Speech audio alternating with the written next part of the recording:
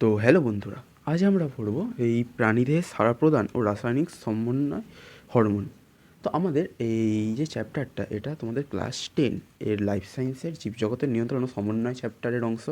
এই চ্যাপ্টারটা থেকে যে ফার্স্টের পার্টটা, মানে যেটা উদ্ভিদ পার্টটা আছে, ওটা তোমাদের আগের দিন করানো হয়ে গেছে। তো আজকের তোমাদের এই ভিডিওতে পুরো পার্টটাই করিয়ে দেওয়া, প্রাণী জগতে যতটা পার্ট আছে সবটাই পুরো কমপ্লিট করিয়ে দেওয়া হবে। তত রোগ আছে সেগুলোও পড়ানো হবে। তো এখানে ফার্স্টে যেটা এবার শুরু করবো, প্রাণীদের সাড়া প্রদান রাসায়নিক সমন্বয় সাধক হরমোন দিয়ে। তো আগের দিনের ভিডিওটা যারা যারা দেখোনি তারা উপরে আই বাটন থেকে দেখে নিতে পারো। তো ভিডিওতে ফার্স্টেই শুরু করছি আমরা। প্রাণীদের সাড়া প্রদান কী সাহায্য করে, একটা জানি হয় ভৌত আর একটা হয় রাসায়নিক। তো এখানে ফার্স্টে রাসায়নিক সমন্বয় সাধক হরমোন সম্পর্কে বলেছে। তো হরমোন আমাদের কী কাজ করে, যে উদ্ভিদ আমাদের প্রাণীদেহ বিভিন্ন গুরুত্বপূর্ণ কাজের মধ্যে রাসায়নিক সমন্বয় সাধক, নিয়ন্ত্রক এবং রাসায়নিক দূতের মতো কাজ করে প্রাণী হরমোন। রাসায়নিক সমন্বয় সাধক, নিয়ন্ত্রণ এবং রাসায়নিক দূত মানে বার্তাবাহক। যেমন কি বলেছে, ফার্স্টেই বলেছে মানুষের কিছু উদাহরণ দিয়ে বলেছে, ত্বকের লোম খাড়া হয়ে যাওয়া, এবং হচ্ছে গা ছমছমে পরিবেশ বা কোনো ভয়জনক পরিবেশে গায়ের লোম খাড়া হয়ে যায়। অথবা যখন হচ্ছে খুব আনন্দের বা উৎসাহজনিত কোনো কিছু শুনি তখনও গায়ের লোম খাড়া হয়ে যায়। এটা কী কারণে হয় না, অ্যাড্রিনালিন নামক হরমোন এর ক্ষরণের জন্য। এই অ্যাড্রিনালিন হরমোন যেটা, এটা আমাদের শরীরে খুবই ইম্পর্টেন্ট বা গুরুত্বপূর্ণ একটি হরমোন। এটি আমাদের আপৎকালীন হরমোন নামেও পরিচিত। খুবই ইম্পর্টেন্ট কোয়েশ্চেন, এটা তোমরা মনে রাখবে। কেন এটি আপৎকালীন হরমোন নামে পরিচিত? না, বিপদের সময় এই হরমোন ক্ষরণ হয়, ফলে হৃদস্পন্দন বৃদ্ধি পায় ও লোম খাড়া হয়ে যায়। মানে বিপদের সময় যখন আসে তখন এই হরমোন খরিত হয়, তাই জন্যই এটি আপৎকালীন হরমোন। এটি আমাদের চোখের পলক ফেলা, হৃদস্পন্দন, রক্ত চলাচল সব কিছুই বৃদ্ধি করে। এরপরে রয়েছে রক্তে গ্লুকোজের সঠিক মাত্রা বজায় রাখা। রক্তে গ্লুকোজের সঠিক মাত্রা বজায় রাখার জন্য সাহায্যে প্রোটিনধর্মী হরমোন যেমন ইনসুলিন ও গ্লুকাগন কাজ করে। এছাড়াও বিএমআর নিয়ন্ত্রণে রাখে। আমাদের দেহে যে বিএমআর থাকে তার নিয়ন্ত্রণে থাইরক্সিন নামক হরমোন সহায়তা করে। এছাড়াও জননগ্রন্থির বৃদ্ধি ও ক্ষরণও নিয়ন্ত্রণ করে গোনাডোট্রপিক হরমোন বা জিটিএইচ। প্রাণী হরমোন হচ্ছে যে সকল জৈব রাসায়নিক পদার্থ প্রাণীর অন্তঃক্ষরা গ্রন্থি থেকে উৎপন্ন হয়, উৎপত্তিস্থল থেকে দূরে রক্ত ও লসিকার মাধ্যমে বাহিত হয়ে নির্দিষ্ট কোনো লক্ষ্য অঙ্গে পৌঁছয় ও কাজ করার শেষে ধ্বংস হয়ে যায় ও দেহে থেকে অপসারিত হয়, তাদের প্রাণী হরমোন বলে। প্রাণী হরমোনের ব্যাখ্যা দিয়েছে, মানে এটা যে কোনো হরমোনের ক্ষেত্রেই, রক্ত প্রাণীর হরমোনের ক্ষেত্রে খালি রক্ত আর লসিকার মাধ্যমে বহিত হয়, ওই সেই স্থানে পৌঁছে কাজের শেষে তা ধ্বংস হয়ে যায়। উদ্ভিদ হরমোনের ক্ষেত্রেও কাজের শেষে হরমোনটি ধ্বংস হয়ে যায়। তো এবার প্রাণী হরমোনের বৈশিষ্ট্য কী বলেছে, প্রাণী হরমোনের বৈশিষ্ট্য হচ্ছে প্রাণী হরমোনগুলি সাধারণত অন্তঃক্ষরা গ্রন্থি থেকে খরিত হয়। ঠিক আছে, তো এর রাসায়নিক প্রকৃতি ও পরিবহন পদ্ধতি জানলে রক্ত আর লসিকার মাধ্যমে পরিবাহিত হয়। আর যে রাসায়নিক প্রকৃতি বলেছে এটা লাগে না, তবু চাইলে জানতে হবে প্রোটিনধর্মী হরমোন, পেপটাইডধর্মী আর স্টেরয়েডধর্মী, তিনটে ধরনের হরমোন প্রাণীতে দেখা যায়। তো এদের কাজ কী? কাজ হচ্ছে বিভিন্ন হরমোন রাসায়নিক অণু হিসাবে টার্গেট কোষ, কলা বা অঙ্গের ওপর কাজ করে, কারণ বিভিন্ন অঙ্গ তন্ত্রের মধ্যে রাসায়নিক সমন্বয় সাধন করে। এছাড়াও কাজের পর প্রাণী হরমোনগুলি ধ্বংস হয় বা নষ্ট হয় ও অন্যান্য যৌগে পরিণত এবং মূত্রের মাধ্যমে দ্রুত দেহ থেকে বেরিয়ে যায়। এছাড়াও বাহক রূপে হরমোন রাসায়নিক বার্তা বহন করে, যেমন তাই হরমোনকে, যেমন হচ্ছে প্রাণীদের হরমোন উৎপত্তিস্থল থেকে রাসায়নিক বার্তাকে বহন করে দূতের মতো লক্ষ্য অঙ্গে নিয়ে যায়। এই হরমোনকে রাসায়নিক বার্তাবাহক বলে। বিভিন্ন উদাহরণ হতে পারে। এছাড়াও নিয়ন্ত্রণ রূপে বা ফিডব্যাক রূপে কীভাবে করে না, ফিডব্যাক অন্তরণ হচ্ছে, যেমন একটা হচ্ছে ধনাত্মক ফিডব্যাক আর একটা ঋণাত্মক ফিডব্যাক। ধনাত্মক ফিডব্যাকের ক্ষেত্রে হয় কি না, দেখো ধনাত্মক ফিডব্যাকের ক্ষেত্রে যখন থাইরয়েড স্টিমুলেটিং হরমোন ক্ষরণ করে থাইরয়েড গ্রন্থি থেকে, থাইরয়েড স্টিমুলেটিং হরমোন বা টিএসএইচ হরমোনটি থাইরক্সিন হরমোন ক্ষরণ করে থাইরয়েড গ্রন্থি থেকে। ঠিক আছে, আর নেগেটিভ ফিডব্যাক কি না, থাইরক্সিন হরমোনের পরিমাণ বেড়ে গেলে তখন টিএসএইচ ক্ষরণ বাধা দেয় বা থাইরয়েড স্টিমুলেটিং হরমোন ক্ষরণ বাধা দেয়। মানে এক ক্ষেত্রে যদি থাইরয়েড হরমোন থাইরক্সিন হরমোন এর পরিমাণ কমে যায়, সেক্ষেত্রে টিএসএইচ বা থাইরয়েড স্টিমুলেটিং হরমোন অধিক মাত্রায় ক্ষরিত হয়ে থাইরক্সিন ক্ষরণকে ত্বরান্বিত করে বা বৃদ্ধি করে। আর কোনো ক্ষেত্রে এই থাইরক্সিন হরমোনটা বেড়ে যায়, তখন সেটাই টিএসএইচকে ক্ষরণে বাধা দেয়। ঠিক আছে, তো এটাই ধনাত্মক ফিডব্যাক নিয়ন্ত্রণ আর ঋণাত্মক ফিডব্যাক নিয়ন্ত্রণ। এই দেখো, ঋণাত্মক ফিডব্যাক নিয়ন্ত্রণ এই দুটো হলো। তো এরপরে উদ্ভিদ হরমোন আর প্রাণী হরমোনের মধ্যে পার্থক্য বলেছে। যেটা খুব বেশি ইম্পর্টেন্ট কোয়েশ্চেন তোমরা পড়তে পারো ইম্পর্টেন্ট কোয়েশ্চেন হিসাবে। উদ্ভিদ আর প্রাণী হরমোনের মধ্যে পার্থক্য কী? না উৎস। উদ্ভিদ হরমোন বর্ধনশীল অঙ্গের ভাজক কলা, আর প্রাণী হরমোন হচ্ছে অন্তঃক্ষরা গ্রন্থি থেকে ক্ষরিত হয়। পরিবহন মাধ্যম জাইলেম ও ফ্লোয়েমের মাধ্যমে পরিবাহিত হয় উদ্ভিদ হরমোন। প্রাণী হরমোন রক্ত লসিকার মাধ্যমে পরিবাহিত হয়। তো এইখানে এই তারপরে হচ্ছে রাসায়নিক প্রকৃতি, অম্ল বা ক্ষারধর্মী, আর প্রাণী হরমোন প্রোটিনধর্মী আর স্টেরয়েডধর্মী। আর এর ব্যবহারিক প্রয়োগ হচ্ছে অনেক পরিমাণ উদ্ভিদ হরমোন, আর প্রাণী হরমোন ব্যবহারিক প্রয়োগটা সীমিত, আর নির্দিষ্ট কিছু কাজেই ব্যবহৃত হয়। তো তোমাদের এই যে লেখার খাতাটা দেখাচ্ছি ওইগুলো তোমাদের খাতায় নোট করে নিতেই হবে। লাস্টে তোমাদের এই ছবিটা দিয়ে দেবো, প্লাস যেমন এই পার্থক্য যেমন এইটাকেও তোমরা নোট করে রাখবে, কারণ এটাও ইম্পর্টেন্ট। এছাড়াও মানবদের অন্তঃক্ষরা গ্রন্থি ও তাতে ক্ষরিত হরমোন, বিভিন্ন অন্তঃক্ষরা গ্রন্থিগুলো সম্পর্কে বলেছে, যেমন হাইপোথ্যালামাস।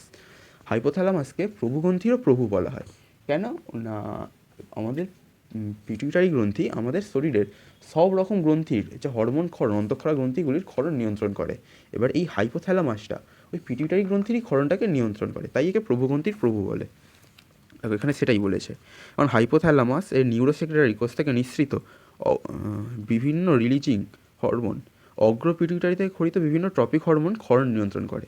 এটা অগ্র পিটুইটারি। আর পশ্চাৎ পিটুইটারি হাইপোথ্যালামাসের সুগ্রা অপটিক ও প্যারাভেন্ট্রিকুলার নিউক্লিয়াসে নিউরোসেক্রেটারি কোষ থেকে যথাক্রমে ভেসোপ্রেসিন বা এডিএইচ বা অক্সিটোসিন ক্ষরিত হয়, যা পশ্চাৎ পিটুইটারিতে এসে জমা হয় এবং সেখান থেকে দেহের অন্যান্য অংশে পরিবাহিত হয়। ঠিক আছে।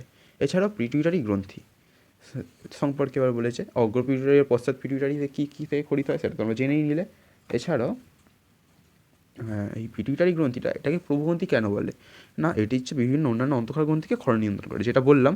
অন্যান্য অন্তঃক্ষরা গ্রন্থি বলতে অ্যাডিনোকর্টিকোট্রপিক হরমোন, এছাড়াও growth hormone, thyroid stimulating hormone, gonadotropic hormone, যে হরমোনগুলো আছে সবগুলোই ক্ষরণ নিয়ন্ত্রণ করে এই প্রভুগ্রন্থি। যেমন দেখো এখানে বলা আছে যে এটা হচ্ছে নিশ্চিত হরমোন, তাদের কাজ কী কী? অ্যাডিনোকর্টিকোট্রপিক হরমোন বা এসিটিএইচ, যেটা এটার কাজ কী? এখান থেকে হচ্ছে এইটি glucocorticoid, sex corticoid, aldosterone hormone এর সংশ্লেষ করে এবং ক্ষরণ নিয়ন্ত্রণ করে। এসিটিএইচের কম ক্ষরণ হলে অ্যাডসন বর্ণিত রোগ এবং বেশি ক্ষরণে কুসিং বর্ণিত রোগ হয়, মানে অ্যাডিসন সিনড্রোম আর কুসিং সিনড্রোম রোগটা হয়। তো এরপরে বলেছে গ্রোথ হরমোন। গ্রোথ হরমোন কি? গ্রোথ হরমোন বা সোমাটোট্রপিক হরমোন, তো এইটি অস্থি বা পেশির বৃদ্ধি, শর্করা ও ফ্যাটের বিপাক নিয়ন্ত্রণ করে। গ্রোথ হরমোন বা গ্রোথ হরমোন শুনেই বুঝতে পারছো কি গ্রোথ নিয়ন্ত্রণ করে। এটা কি করে? জিএইচ বা গ্রোথ হরমোনের সর্বক্ষরণের ফলে বামনত্ব বা ডোয়ার্ফিজম এবং বেশি ক্ষরণের ফলে অতিকায়ত্ব বা জাইগান্টিজম দেখা যায়। আর প্রাপ্তবয়স্কে অ্যাক্রোমেগালি রোগ দেখা যায়। এই যে বামনত্ব অতিকায়ত্ব কীরকম বা ডোয়ার্ফিজম জাইগান্টিজম কীরকম তোমরা জানো। আর অ্যাক্রোমেগালিটা হচ্ছে এটা বৃদ্ধ বয়সে মানে হচ্ছে অনেকের হয় নাকি যে হাতের আঙুল চামচের মতো পেকে যায়, সেটা তোমাদের ছবিতে দেখিয়ে দিচ্ছি। এরপরে থাইরয়েড স্টিমুলেটিং হরমোন বা টিএসএইচ থাইরয়েড গ্রন্থির বৃদ্ধি ও থাইরয়েড কলার আয়োডিন গ্রহণ এর নিয়ন্ত্রণ করে। থাইরয়েড গ্রন্থি থাইরক্সিন, ট্রাই আয়োডোথাইরোনিন ও থাইরয়েড এই সংশ্লেষ নিয়ন্ত্রণ করে, মানে thyroxine hormone thyroid stimulating hormone thyroid গ্রন্থির ক্ষরণ নিয়ন্ত্রণ করে। এরপর গোনাডোট্রপিক হরমোন বা জিটিএইচ, এখান থেকে বিভিন্ন hormone follicle stimulating hormone, interstitial sell stimulating hormone, এগুলো কী কাজ করে? ফলিকল স্টিমুলেটিং হরমোন যেটা, ওটা হচ্ছে মেয়েদের ক্ষেত্রে এই ইস্ট্রোজেনের ক্ষরণ অথবা ডিম্ব নিঃসরণে সহায়তা করে, শুক্রাণু টেস্টোস্টেরনের সংশ্লেষ এবং তার ক্ষরণ নিয়ন্ত্রণ করে। আর যেটা ইন্টারস্টিশিয়াল সেল স্টিমুলেটিং হরমোন আর লিউটিনাইজিং হরমোন রয়েছে, এই দুটোর মধ্যে একটা স্ত্রীদের একটা পুরুষদের। যেমন যেটা interstitial sell stimulating hormone ICSH, এটা শুধুমাত্র পুরুষদের দেহে ক্ষরিত। আর লিউটিনাইজিং হরমোন আর এলএইচটা এটা স্ত্রীদের ডিম্বাণু নিঃসরণে সহায়তা করে। আর এটাকে আইসিএসটা কি টেস্টোস্টেরন ক্ষরণে ও শুক্রাণু উৎপাদনে সহায়তা করে। ঠিক আছে। এরপরে লিউটোট্রপিক হরমোন বা এলটিএইচ বা প্রোল্যাক্টিন হরমোন, এটি স্ত্রীদের দুগ্ধক্ষরণে সহায়তা করে। ঠিক আছে। এটা ল্যাক্টোজেন হরমোন বা মাতৃকালীন হরমোন বলে পরিচিত। কেন না এটা প্রোজেস্টেরন ক্ষরণে সহায়তা করে। প্রোজেস্টেরন কি না দুগ্ধক্ষরণে সহায়তা করে। ঠিক আছে। এরপর একটা কী রয়েছে না অ্যান্টি ডাইউরেটিক হরমোন বা এডিএইচ বা ভেসোপ্রেসিন। এটা হচ্ছে উপধর্ম এবং রক্তজালকের উপর ক্রিয়া করে সংকোচন করে রক্তচাপ বৃদ্ধি করে, এই কারণে একে ভেসোপ্রেসিন বলে। এছাড়াও নেফ্রন দূরবর্তী সংবর্ত নালিকা সংগ্রহে জলের পুনঃশোষণের মাধ্যমে দেহ থেকে অতিরিক্ত জল নির্গমনে বাধা দেয় বলে এই কারণে একে এডিএইচ বা অ্যান্টি ডাইউরেটিক হরমোন বলে। ঠিক আছে, এরপরে থাইরয়েড গ্রন্থি। থাইরয়েড গ্রন্থি কি না, থাইরয়েড গ্রন্থি কি জানি, থাইরয়েড গ্রন্থি হচ্ছে মানুষের গলার কাছে অবস্থিত সে দুখানা গ্রন্থি। এটা কি করে না, এটাতে অবস্থান বলেছে, এর কাজটা কি আমরা করবো। এর কাজ হচ্ছে মানে এই হরমোনের কাজ, হ্যাঁ এদের কাজ হচ্ছে ফার্স্টে বলেছে মৌলবিপাকীর হার বৃদ্ধি, থাইরক্সিন কলাকোষে O2 এর গ্রহণমাত্রা বাড়ে ও অধিক তাপ উৎপন্ন করে, বিএমআর বৃদ্ধি করে। এ কারণে ক্যালোরিজেনিক হরমোন বলে একে, যেহেতু বডি বিএমআর বা বেসাল মেটাবলিক রেট বৃদ্ধি করে তাই একে ক্যালোরিজেনিক হরমোন বলে। ঠিক আছে, এছাড়াও হৃৎপিণ্ডের উপর ক্রিয়া করে, যেমন রক্তচাপ ও হৃদস্পন্দনের হার বাড়িয়ে দেয়। এছাড়াও শ্বাসক্রিয়ার উপর প্রভাব করে এবং শ্বাসকার্যের হার সেটাকে বাড়িয়ে তোলে। রক্তকালীন ওপর ক্রিয়া মানে আরবিসি এ পরিণতি প্রাপ্তিতে সাহায্য করে, মানে পুরো পূর্ণাঙ্গ আরবিসি পরিণত হতে সহায়তা করে। এছাড়াও রক্তকণিকার উপর ক্রিয়া আরবিসি এর এ হচ্ছে কেন্দ্রীয় স্নায়ুতন্ত্রের ওপর প্রভাব, মস্তিষ্কের বৃদ্ধি বিকাশ বুদ্ধিমত্তা বৃদ্ধিতে এই হরমোন সহায়তা করে। শারীরবৃত্তিক ক্রিয়া ক্ষুদ্রান্তের গ্লুকোজ শোষণ ও স্তনগ্রন্থের দুগ্ধকরণ, শর্করা, প্রোটিন ও ফ্যাটের বিপাক নিয়ন্ত্রণ করে। মানে বুঝতে পারছো, এটা আমাদের প্রায় বেশিরভাগ কাজেই সহায়তা করছে, দেহ ভিত্তিক কাজে। এরপর কি বলেছে, অন্তঃক্ষরা অংশ। অগ্নাশয় এক প্রকার মিশ্র গ্রন্থি। তো এক প্রকার মিশ্র গ্রন্থির উদাহরণ চাইলে তোমরা লিখতে পারো অগ্নাশয়। তো অগ্নাশয় থেকে অগ্নাশয় এটা একটি মিশ্র গ্রন্থি, এর কারণ এখান থেকে অন্তঃক্ষরা অংশ থেকে হরমোন এবং বহিঃক্ষরা অংশ থেকে উৎসেচক খরিত হয়, সেই কারণে একে মিশ্র গ্রন্থি বলে।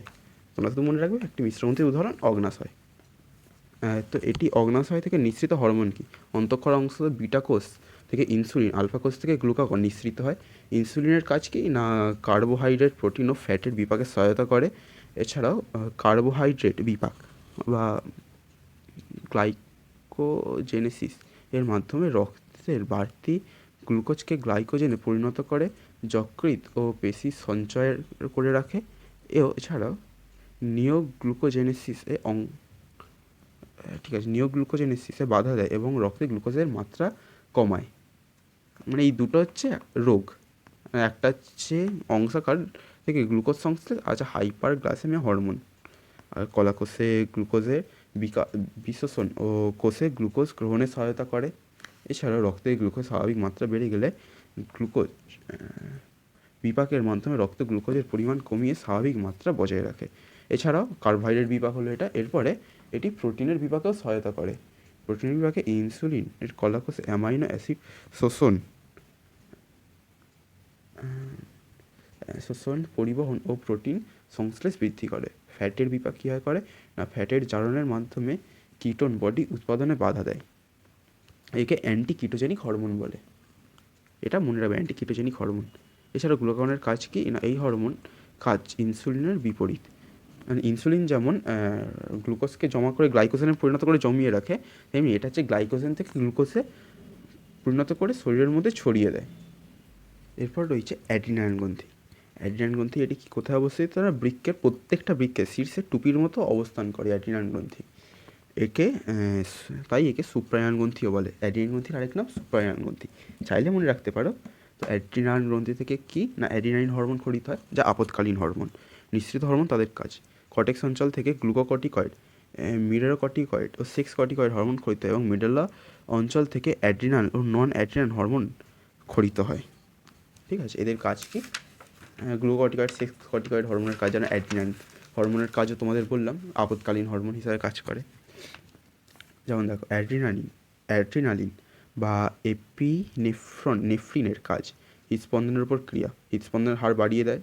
রক্তবাহের উপর প্রভাব, রক্তবাহকে সংকুচিত করে রক্তচাপ বাড়িয়ে দেয়। শ্বাসতন্ত্রের উপর ক্রিয়া না, ফুসফুসের বঙ্কায়গুলি প্রসারণের মাধ্যমে শ্বাসকার্যের হার বাড়ায়। আপৎকালীন কাজ ভয়, ক্রোধ, উত্তেজনা প্রভৃতি সংকটজনক অবস্থায় দেহের মোকাবিলা করবার উপযোগী করে তোলে, তাই অ্যাড্রিনালিন গ্রন্থিকে জরুরিকালীন হরমোনও বলে, আপৎকালীন হরমোন বা জরুরিকালীন হরমোন। এছাড়াও তাররন্ধ্রের প্রসারণ, এটা চোখের তাররন্ধ্রের প্রসারণ বা দেহের তাপমাত্রা নির্ণয়। অ্যাড্রিনালিন চোখের তারারন্ধ্র প্রসারণ ঘটায় এবং দেহের বিএমআর বৃদ্ধি করে দেহের তাপমাত্রাকে নিয়ন্ত্রণ করে। নন অ্যাড্রিনালিন হরমোন কি? না রক্তবাহের সংকোচন ঘটিয়ে রক্তচাপ বৃদ্ধি করে, হৃদস্পন্দনের হার বৃদ্ধি করে, হৃৎপিণ্ডের সংকোচনের হার বৃদ্ধি করে, এছাড়াও কঙ্কাল পেশিতে রক্তের সরবরাহ বৃদ্ধি করে, মস্তিষ্কে অক্সিজেন সরবরাহ বৃদ্ধি করে, রক্তে গ্লুকোজের মাত্রা বৃদ্ধি করে। এই কাজগুলো তোমরা মনে রাখবে কম বেশি। এরপর জননগ্রন্থি সম্পর্কে কি বলেছে না জননগ্রন্থি থেকে শুক্রাণু আর ডিম্বাণু নিঃসৃত হয়। পুরুষদের শুক্রাণু আর স্ত্রীদের ডিম্বাণু। পুরুষদের শুক্রাশয় ও স্ত্রীদের ডিম্বাশয় থেকে শুক্রাণু আর ডিম্বাণু নিঃসৃত হয়। এটিও মিশ্রগ্রন্থি হিসাবে কাজ করে। শুক্রাশয় কি না পুরুষের শুক্রাশয় দুটি দেহের বাইরে সিক্রেটাম নামক থলির ভিতরে থাকে। আর এর কাজ কি? এর কাজ এখান থেকে খরিত হয় টেস্টোস্টেরন হরমোন। এর কাজ কি? পুং যৌনাঙ্গের বৃদ্ধি ও পরিণতি করে। বয়ঃসন্ধিকালে পুরুষের যৌনাঙ্গ যথা শুক্রাশয়, শুক্রথলি, শিশ্ন, এপিডাইটিস, প্রোস্টেট গ্রন্থি ইত্যাদি বৃদ্ধি ও পরিণতিতে সহায়তা করে। যৌন অঙ্গের বৈশিষ্ট্য বিকাশ। যৌন বৈশিষ্ট্য যেমন ভারী কণ্ঠস্বর, পেশিবহুল দেহ, গোঁফ দাড়ি গজানো ইত্যাদি প্রকাশে সহায়তা করে। এছাড়া শুক্রাণু উৎপাদনে বয়ঃসন্ধিকালে ও তার পরবর্তী শুক্রাণু উৎপাদনে সাহায্য করে। আরবিসি উৎপাদন বৃদ্ধি ও পরিণতিতে সহায়তা করে। বিএমআর মৌলিক বিপার হার বৃদ্ধি করে, অস্থি ও পেশির বৃদ্ধি। প্রোটিন সংশ্লেষের হার বৃদ্ধি করে পেশি ও অস্থিকে সুদৃঢ় করে তোলে। এছাড়াও ডিম্বাশয় থেকে কী খরিত হয়? ডিম্বাশয় থেকে নিঃসৃত হরমোন হচ্ছে প্রোজেস্টেরন অথবা ইস্ট্রোজেন, দুটি হরমোনই খরিত হয়। তো এখানে তোমরা চাইলে মনে রাখতে পারো এই টেস্টোস্টেরনটা কোথা থেকে খরিত হয়। শুক্রাশয়ের লেডিগের অন্তঃকোষ থেকে টেস্টোস্টেরন, আর ডিম্বথলি থেকে ইস্ট্রোজেন, আর কর্পাস লুটিয়াম থেকে প্রোজেস্টেরন হরমোন খরিত হয়। ইস্ট্রোজেনের কাজ কি? স্ত্রী যৌনাঙ্গের বৃদ্ধি ও পরিণতি, স্তনগ্রন্থির বৃদ্ধি ও যৌন বৈশিষ্ট্যের বিকাশ, মানে স্ত্রীদের যে বৈশিষ্ট্যগুলো থাকে সেগুলোর বিকাশ করে কোন হরমোন না ইস্ট্রোজেন হরমোনটা। আর প্রোজেস্টেরনটা ডিম্বাশয়ের ক্ষেত্রে কাজ করে। এটা হচ্ছে এখন ইস্ট্রোজেনই চলছে। ইস্ট্রোজেন রজচক্র ও ডিম্বাণু নিঃসরণকে নিয়ন্ত্রণ করে। রজচক্র বলতে যেটা হচ্ছে মাসিকের যে সময় চলে সেইটাকে রজচক্র বলে। এবং ডিম্বাণু উৎপাদন নিয়ন্ত্রণ করে। স্নেহ পদার্থের সঞ্চয় বা দুগ্ধজাত পদার্থ বা যে দুধ যে উৎপন্ন হয় সেই দুধ উৎপাদনের সহায়তা করে স্তনগ্রন্থি থেকে। এছাড়াও প্রোজেস্টেরনের কাজ কি না গর্ভাবস্থা বজায় রাখা, ভ্রূণের রোপণ। নিষিক্ত ডিম্বাণু থেকে জরায়ু প্রাচীরে রোপিত হয় ও রজচক্র স্থগিত রাখে। রজচক্র বলতে মানে যেটা পিরিয়ড বলে সেটাকে বন্ধ রাখে ও গর্ভাবস্থা বজায় রাখতে সহায়তা করে। অমরাপ্লাস্ট গঠনে সহায়তা করে, স্তনগ্রন্থির বৃদ্ধি ও বিকাশ করে। এছাড়া গর্ভাবস্থায় স্তনগ্রন্থির বৃদ্ধি করার বিকাশে সহায়তা করে। এছাড়াও প্রসবের ভূমিকা, বাচ্চা প্রসবের সময় যোনিপথকে প্রসারিত করে এই প্রোজেস্টেরন হরমোনই। আর এখানে যৌন বৈশিষ্ট্যের প্রসার, ইস্ট্রোজেনের উপস্থিতিতে যৌন বৈশিষ্ট্যগুলোকে নিয়ন্ত্রণ করে। এবারে এই অবধি শেষ হলো যে বিভিন্ন হরমোনগুলো ক্ষরণ। এরপরে আমরা যেটা করব বিভিন্ন হরমোনের যে অধিক ক্ষরণ অথবা স্বল্প ক্ষরণের ফলে যে অস্বাভাবিকতা অথবা বিভিন্ন রোগ দেখা যায় সেই সম্পর্কে এবার আমরা পড়ব। তো কী বলেছে না বিভিন্ন হরমোন ক্ষরণের অস্বাভাবিকতা কারণ উপসর্গ, যেমন যেটা সোমাটোট্রপিক হরমোন তোমার ভিতরে পড়লে যে এসটিএইচ অথবা জিএইচ বা গ্রোথ হরমোন, এর কম ক্ষরণের ফলে বামনত্ব রোগ দেখা যায়। তো এর উপসর্গ কী না শিশুদের দীর্ঘ অস্থি ও পেশি বৃদ্ধি ব্যাহত হয়, প্রাপ্তবয়স্ক অবস্থায় দীর্ঘ 3 ফুটের কাছাকাছি ছোটো থাকে। দেখেছি এটা একটা সাধারণ মানুষ, এটা একটা হয়তো অতিকায়ত্ত, এটা একটা আছে দৈত্রাকৃত, হয়তো এরকম দেখিয়েছে। বামনত্বর ক্ষেত্রে শিশুদের আকার ছোটো থাকে এবং দেহের অন্তর্যন্ত্রের বৃদ্ধি হ্রাস পায় ও মুখ্য জননাঙ্গের বৃদ্ধি ব্যাহত হয়। যৌন লক্ষণের বহিঃপ্রকাশ দেরিতে ঘটে, অর্থাৎ যে পুরুষদের ক্ষেত্রে বা স্ত্রীদের ক্ষেত্রে তাদের তাদের এই শারীরিক প্রকাশ তা দেরিতে ঘটে। এছাড়া ডায়াবেটিস ইনসিপিডাস এটি রোগ, এটি কী কারণে হয় না এডিএইচ এর স্বাভাবিকের তুলনায় এডিএইচ হরমোন বা অ্যান্টি ডায়াবেটিক হরমোন যেটা সেটা স্বাভাবিকের তুলনায় কম ক্ষরণের ফলে এই ডায়াবেটিস ইনসিপিডাস রোগটি দেখা যায়। এক্ষেত্রে হয় কি না, নেফ্রনে দূরবর্তী সংবর্ত নালিকা ও সংগ্রাহী নালিকা অংশে জলের পুনঃশোষণ ব্যাহত হয় ও দৈনন্দিন 10 থেকে 15 লিটার লঘু মূত্র নির্গত হয়। বা এই ডায়াবেটিস ইনসিপিডাসকেই বহুমূত্র রোগ বলে। রোগী প্রবল তৃষ্ণা অনুভব করে। এরপর গয়টার বা গলগণ্ড, দেখতে পাচ্ছ এটা গলগণ্ড দেখিয়েছে। এর কারণ কি, থাইরক্সিন হরমোনের কম ক্ষরণের ফলে গলগণ্ড রোগ দেখা যায়। আর থাইরক্সিন হরমোনের বেশি ক্ষরণ হলে গ্রেপস বর্ণিত রোগ দেখা যায় বা বহিঃচক্ষু গলগণ্ড। দেখো এটা হচ্ছে শুধু গলগণ্ড, আর এটা গ্রেপস রোগ বা চোখ বাইরে বেরিয়ে আসছে ঠেলে, দেখলেই মনে হচ্ছে। সাধারণ গলগণ্ডের উপসর্গ, থাইরয়েড গ্রন্থি অস্বাভাবিক বৃদ্ধি কারণে গ্রীব অঞ্চলে ফুলে ওঠে। এছাড়াও বর্ধিত থাইরয়েড গ্রন্থির চারপাশে শ্বাসকার্যে অসুবিধা দেখা যায়, মানে শ্বাসকষ্টও দেখা যায়। এরপর যেটা গ্রেপস বর্ণিত রোগ, যেটা ওর লক্ষণ কি না, অক্ষিক গলার ঠেলে বাইরের দিকে বেরিয়ে এসে বা বিস্ফোরিত নেত্র, অক্ষিক গোলক মানে চোখ। আর আক্রান্ত ব্যক্তির মেজাজ খিটখিটে হয়, বিএমআর বা বেসাল মেটাবলিক রেট যেটা শরীরের, আর হৃদস্পন্দন ও বৃদ্ধি পায়। এরপর মধুমেহ বা ডায়াবেটিস মেলিটাস। তো এইখানে এটা কী কারণ বলেছে, শিশু ও বয়ঃসন্ধিকালে ছেলে মেয়েদের আইসলাফ অফ ল্যাঙ্গার হার্সের বিটা কোষগুলি ক্ষতিগ্রস্ত হলে ইনসুলিন ক্ষরণের মাত্রা হ্রাস পায় বা ক্ষরণ বন্ধ হয়ে যায়। এর ফলে ডায়াবেটিস রোগ হয়। আর ডায়াবেটিস রোগ যেটা, এটা কি ডায়াবেটিস মেলিটাস বলে। এটা হচ্ছে টাইপ 1 ডায়াবেটিস। আর টাইপ 2 ডায়াবেটিস কি, ডায়াবেটিস ইনসিপিডাস, সেটাকে বহুমূত্র রোগ বলে। ঠিক আছে, সরি আমি একটু ভুল বলছি হয়তো। হ্যাঁ, যেটা টাইপ 1 ডায়াবেটিস বলছিলাম, এটা শিশুদের ক্ষেত্রে যদি এই যে ল্যাঙ্গারহান্সের বিটা কোষ, যেটা আইলেট অফ ল্যাঙ্গারহান্সের বিটা কোষ যেটা, এটা যদি ক্ষতিগ্রস্ত হয়, সেক্ষেত্রে ইনসুলিন এর ক্ষরণ কমে যায়, ফলে টাইপ 1 ডায়াবেটিস দেখা যায়। আর সেটাই বয়সকালে যখন এই ইনসুলিন এর ক্ষরণের পরিমাণ দেহ থেকে কমে যায়, তখন যে ডায়াবেটিস রোগটা দেখা যায় সেটাকে টাইপ 2 ডায়াবেটিস বলে। আর যেটা বহুমূত্র রোগ, ওটা কী বলে, ডায়াবেটিস ইনসিপিডাস। তো এর যে ডায়াবেটিস মেলিটাসের উপসর্গ কি না, বারবার খিদে পায়, অনেক তৃষ্ণা ও জলপানের প্রবণতা এবং বারবার মূত্রত্যাগ তো দেখা যায়। এছাড়া রক্তচাপ বৃদ্ধি পায়, রক্তে গ্লুকোজের পরিমাণ বৃদ্ধি পায়। রক্তের গ্লুকোজের পরিমাণ অধিক পরিমাণে বৃদ্ধি পেলে মূত্রে গ্লুকোজ নির্গমন হয় ও রক্তের কিটোন বডি পরিমাণ বৃদ্ধি পায়। এছাড়াও রেটিনা ক্ষতিগ্রস্ত হয়, অন্ধত্ব ও renal failure, coronary heart disease দেখা যেতে পারে। করোনারি হার্ট ডিজিজ মানে হার্টের রোগ। রেটিনা ক্ষতিগ্রস্ত মানে চোখ ক্ষতিগ্রস্ত হয়, চোখে যেখান দিয়ে দেখা যায় সেটাকে রেটিনা বলে, তা ক্ষতিগ্রস্ত হয়, ফলে অন্ধত্ব দেখা যায়। এখানে কীভাবে অন্তঃক্ষরা বহিঃক্ষরা গ্রন্থির মধ্যে পার্থক্য বলেছে। অন্তঃক্ষরা গ্রন্থিগুলি নিশ্চিত পথের জন্য কোনো ক্ষরণ নালী থাকে না, তাই অনাল গ্রন্থি। আর বহিঃক্ষরা গ্রন্থিগুলি নিশ্চিত পথ ক্ষরণের জন্য ক্ষরণ নালী থাকে, তাই এগুলি সনাল গ্রন্থি। কাজ কি, এই প্রকার গ্রন্থি ক্ষরণ পথ উপসরণ থেকে রক্ত লসিকার মাধ্যমে বাহিত হয়ে দূরবর্তী স্থানে ক্রিয়া করে বিস্তীর্ণ অঞ্চলে পৌঁছায়। আর বহিঃক্ষরা গ্রন্থির কাজ কি, নির্দিষ্ট নালীর মাধ্যমে বাইরে আসে এবং দেহের সীমিত অঞ্চলে প্রভাব বিস্তার করে। আর অন্তঃক্ষরা গ্রন্থির উদাহরণ হচ্ছে বিভিন্ন হরমোন। বহিঃক্ষরা গ্রন্থি থেকে করি থাকি পাচক রস, লালারস, আন্ত্রিক রস, ঘাম আর সিবাম। ঠিক আছে, এরপরে প্রাণীদের যেটা সাড়া প্রদানের ভৌত সমন্বয় সাধক হিসেবে বলেছে। এতক্ষণ যেটা আমরা পড়লাম রাসায়নিক সমন্বয় সাধক বা হরমোন পড়লাম, এবারে পড়বো ভৌত সমন্বয় সাধক বা স্নায়ুতন্ত্র সম্পর্কে। স্নায়ুতন্ত্র বলতে কী বোঝায় না, আমাদের যেমন রাসায়নিক সমন্বয় সাধক হিসাবে হরমোনকে দেখলাম, হরমোন কি এক স্থান থেকে এক স্থানে বার্তা প্রেরণ করতো, তেমনি স্নায়ুও এক স্থান থেকে অন্য স্থানে বার্তা প্রেরণ করে। কি না, যে তন্ত্রের মাধ্যমে প্রাণীদের উদ্দীপনা গ্রহণ, উদ্দীপনায় সাড়া প্রদান এর মাধ্যমে পরিবেশের সঙ্গে সামঞ্জস্য রক্ষা এবং দেহের বিভিন্ন অঙ্গ তন্ত্রের মধ্যে সমন্বয় গড়ে ওঠে তাকেই স্নায়ুতন্ত্র বলে।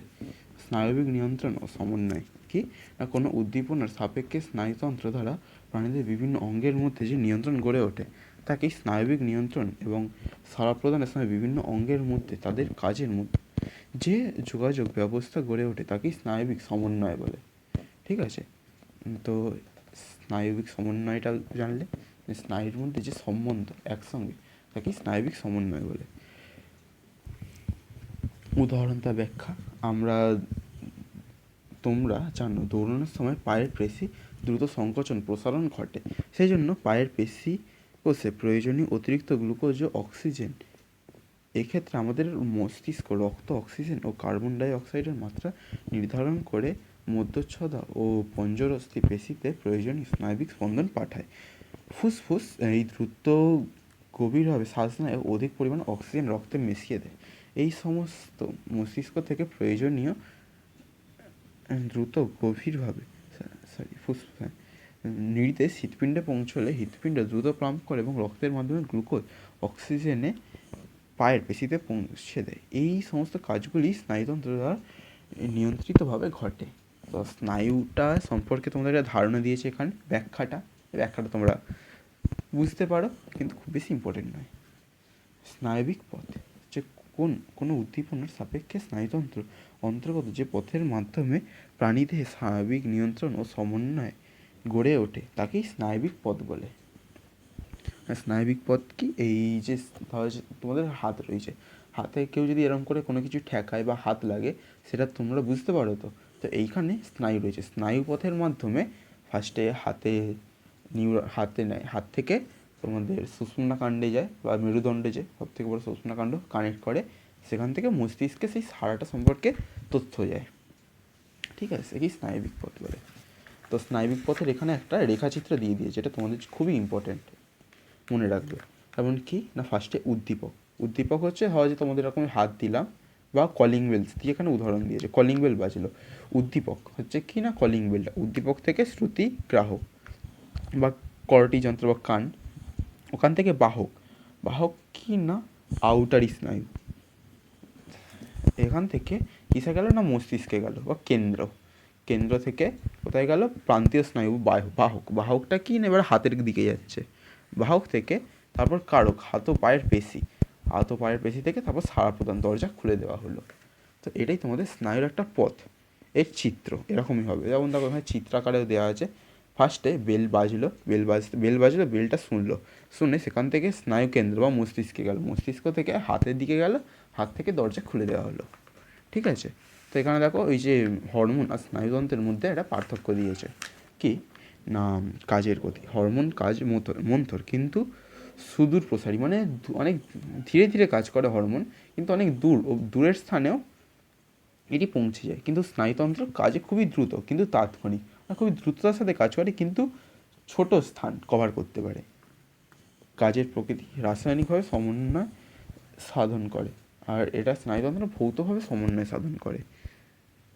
হরমোন কাজের শেষে বিনষ্ট হয়ে যায়, কিন্তু স্নায়ুতন্ত্র কাজের শেষে স্নায়ু পথ বিনষ্ট হয় না, স্নায়ু অপরিবর্তিত থাকে।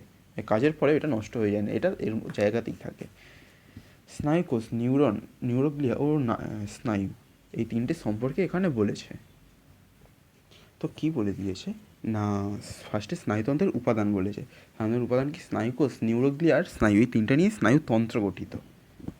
তো স্নায়ুতন্ত্রের ফার্স্টে যেটা নিউরন, যেটা রয়েছে স্নায়ুকোষ বা নিউরন, এটি কোষে প্রবর্ধকযুক্ত যে বিশেষ প্রাণীকোষে স্নায়ুতন্ত্রের গঠন ও কার্যগত একক হিসাবে কাজ করে, উদ্দীপনা পরিবহন করে, তাকেই নিউরন বলে। এটি কোষদেহে নিউরনের নিউক্লিয়াস যুক্ত সবচেয়ে স্ফীত অংশটি হলো কোষদেহ, যেটি আকৃতিতে গোলাকার এবং নক্ষত্রাকার হতে পারে।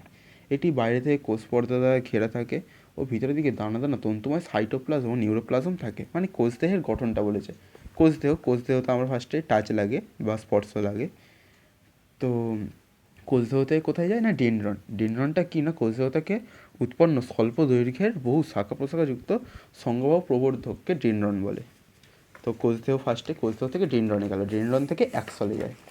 অ্যাক্সল সম্পর্কে কি বলেছে না, কোষদেহে অ্যাক্সল হলো হিলক অংশ থেকে উৎপন্ন লম্বা শাখাবিহীন স্বল্প শাখাযুক্ত নিচল দানাবিহীন চেষ্টীয় অঙ্গবাহক প্রবর্ধকে অ্যাক্সল বলে। মানে এদের গঠনগুলো সম্পর্কে একটু ধারণা দিচ্ছে, এটা না পড়লেও চলবে এত বেশি। এবার অ্যাক্সোলেমাটা কোথায় থাকে, অ্যাক্সোলেমা থাকে অ্যাক্সোপ্লাজমের যে আবরণ দ্বারা বেষ্টিত থাকে তাকে অ্যাক্সোলেমা বলে। ঠিক আছে, তো এর কাজ কি, অ্যাক্সোলের কাজ হলো ডেনড্রন বা কোষদেহ থেকে স্নায়ু উদ্দীপনা গ্রহণ করে তাকে বহন করে অপর নিউরনের কারক অঙ্গে প্রেরণ করা। যেমন দেখতে পাচ্ছি এটা একটা নিউরন, এই নিউরনের বিভিন্ন অংশগুলো সম্পর্কে বলে দিয়েছে। যেমন দেখো এটা হচ্ছে ডেনড্রন, এটা কোষদেহ, এটা নিউক্লিয়াস, নিউরনের ভিতরে নিউক্লিয়াস থাকে, মাইটোকন্ড্রিয়া, নিজল দানা, মানে এটা তো একটা কোষ, তো কোষের ভিতরে যেগুলো থাকে সব বলে দিই। কোষদেহ যেহেতু কোষদেহের ভিতরে সব বিভিন্ন ব্যাখ্যা দিয়েছে। এরপর এটা যেটা হচ্ছে লম্বা অংশ, এটা অ্যাক্সল বলে এটাকে। এটা প্রান্তীয় অংশ বা সাইন্যাপটিক নব বলে। এই ছোট ছোট অংশগুলোকে ডেনড্রন বলে, ডেনড্রাইট বলে, ডেনড্রাইট বা ডেনড্রন একসঙ্গে। তো নিউরনের কাজটা কি তোমরা বলে? কি নিউরনের কাজ? স্নায়ুস্পন্দন সৃষ্টি করা ও তার বিস্তারে সহায়তা করা। হয়েছে নিউরনের প্রকারভেদ। কাজের উপর নির্ভর করে নিউরনকেও বিভিন্ন ভাগ করা হয়। যেমন একটা কি বলেছে সংজ্ঞাবহ বা সেন্সরি নিউরনটা বলেছে চেষ্টীয় বা মোটর নিউরন। তো এই দুটোর মধ্যে পার্থক্য। আরেকটা হচ্ছে সংযোগী বা অ্যাডজাস্টার নিউরন। তো ফার্স্টে যেটা সংজ্ঞাবহ নিউরন, সংজ্ঞাবহ নিউরন বলতে যেটা আমরা চোখে দেখি বা কানে শুনি সেইটা যেটা বহন করে সেটা সংজ্ঞাবহ নিউরন।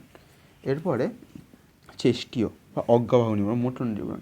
এটা হচ্ছে হয় চোখে দেখে বা আমরা কানে শুনে হাত চালাই, পা চালাই, এই চালানোর কাজটা, এটা হচ্ছে মোটর নিউরন বা চেষ্টীয় নিউরন।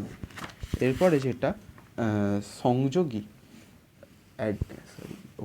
সংযোগী অ্যাডজাস্টার নিউরন, সেটা হচ্ছে সংজ্ঞাবহ নিউরন আর চেষ্টীয় নিউরনের মধ্যে, এই দুটোর মধ্যে সংযোগ রক্ষা করে, তাকে সংযোগী নিউরন বলে।